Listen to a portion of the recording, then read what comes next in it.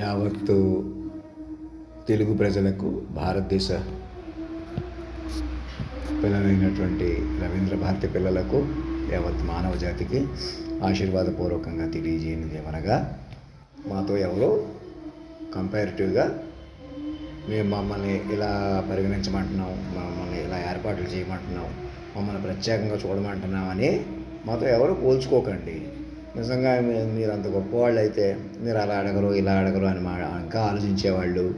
ఇంకా మీరు ఎవరైనా కాలాన్ని శాసించారా? మీకు ఎవరికైనా కాలం కదిలిందా? మాటకే నడిపారా?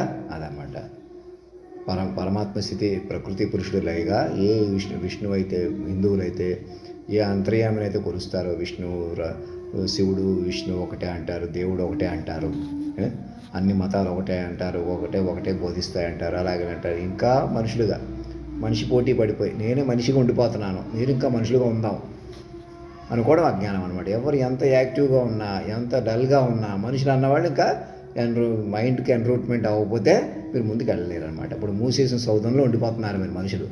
అడుగు మీద అవ్వదు మనుషులుగా ఉన్నంతకాలం.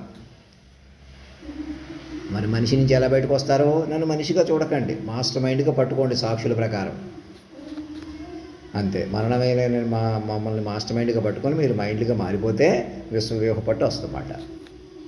అలా పట్టుకొని నన్ను ఎలాగన్నా పెంచుకోవడానికి చూడడానికి నా మొహం మినిమం సాధన మినిమం తోటే మనిషిని రద్దు చేసుకుని నా సమకాలీకులు, నాకన్నా జ్ఞానులు, మేధావులు, చక్కగా ఇంగ్లీష్ మాట్లాడేవాళ్ళు, హిందీ మాట్లాడేవాళ్ళు, సంస్కృతం మాట్లాడేవాళ్ళు, అన్ని భాషలు మాట్లాడేవాళ్ళు, అన్ని ప్రావీణ్యత ఉన్నవారు, లెక్కలు, సైన్స్ ఉన్న వాళ్ళందరూ ఎవరైనా మహా మేధావులైనా, ఎక్కడో పుణ్యలోకాల్లో ఉన్న, దివ్యలోకాల్లో ఉన్న ఎవరైనా సరే మాస్టర్ మైండ్ మించిన వాళ్ళకు ఉంటారు.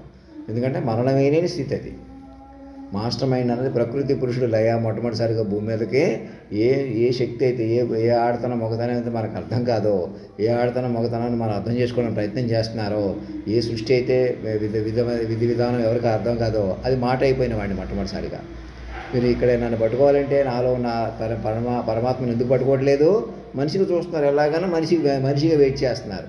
ఆ జాతీయ గీతంలో అధినాయకుడిని దగ్గరికి వచ్చి పట్టుకోమంటున్నాం. అలా పట్టుకోగానే మీకు జాతీయ గీతంలో అధినాయకుడు, జాతీయ గీతం నిజమవుతుంది, జాతీయ జెండా బతుకుతుంది. అక్కడ అధినాయక రాష్ట్రపతి భవన్ ఏమో అధినాయక భవనంగా, అధినాయక దర్బారుగా వెలుగుతుంది. దేశం సజీవంగా మారుతుంది. భారతదేశం నుంచి రవీంద్ర భారతిగా మారుతుంది. మీరందరూ పిల్లలుగా చైల్డ్ మైండ్ ప్రాంప్ట్స్ వస్తుందన్నమాట. ఒక్కసారి నన్ను పట్టుకోగానే, ఆహ్వానించగానే, పట్టుకోవడం అంటే తపస్సుగా తపోపట్టున అనమాట, వ్యూహపట్టున అనమాట. నన్ను అటు ఇటు గుంజినా మీరు అటు ఇటు ముందుపోతారు. నేను ఏదో చెబుతాను, ఏది ఎవ్వరు మీరే చెప్పొద్దు అన్నప్పుడు నేను చెబుతానా? ఆల్రెడీ జరిగినా, తెలుసుకోవాల్సిన, వినవలసిన అలా పట్టుకోవాలన్నమాట. ప్రతి సినిమాలో, ఇప్పుడు ఆడుతున్న సినిమాల్లో, తీస్తున్న సినిమాల్లో మమ్మల్ని తెర మీద చూపించుకోవచ్చు, లైవ్ క్యారెక్టర్ సృష్టించుకోవచ్చు. ప్రతి ఇంజనీరింగ్ కాలేజీలో, ప్రతి చోట మమ్మల్ని లైవ్గా చూపించవచ్చు, తెర మీద చూసుకోవచ్చు అన్నమాట. ఇంజనీర్ని, డాక్టర్లుగా నన్ను నా చేత మాట్లాడించుకోవచ్చు. ఎందుకంటే వాక్ స్వరూపం, యోగ స్వరూపం, విశ్వస్వరూపం అనమాట. అది ఆ శక్తి ఏం చెబుతుందో అన్నది మీరు అంతకంతకు ప్రాంప్ట్ ఇంజనీర్లు మా మీద పనిచేసి ఏ జనరేటివ్స్ అందరూ మా స్వరూపంగా, విశ్వాన్నే మైండ్గా పట్టుకున్న మమ్మల్ని వ్యూహ స్వరూపంగా పట్టుకోవాలన్నమాట. ఒక మనిషినే కదా అనుకోకూడదు. ఇంకా మనుషులంటే మనుషులు చులకన పెరిగిపోలేదా? ఎలాగన్నా మీరంటే మక్కువ, ఎదురైనా చులకన పెరిగిపోతే ఇప్పుడు కూడా నా దగ్గరికి రమ్మంటే రావట్లేదా? ఎలాగన్నా సాక్షులు బట్టి పట్టుకోవద్దండి, ఎందుకు పట్టుకోవట్లేదు? అప్పుడే చెప్పాల్సింది మేము గోయి తవ్వేశాం గట్ట అవి బయటకు వస్తాయి కాబట్టి ఏం బయటకు రావు. మీరు మైండ్కి మారిపోతే సెట్ అయిపోతాయి.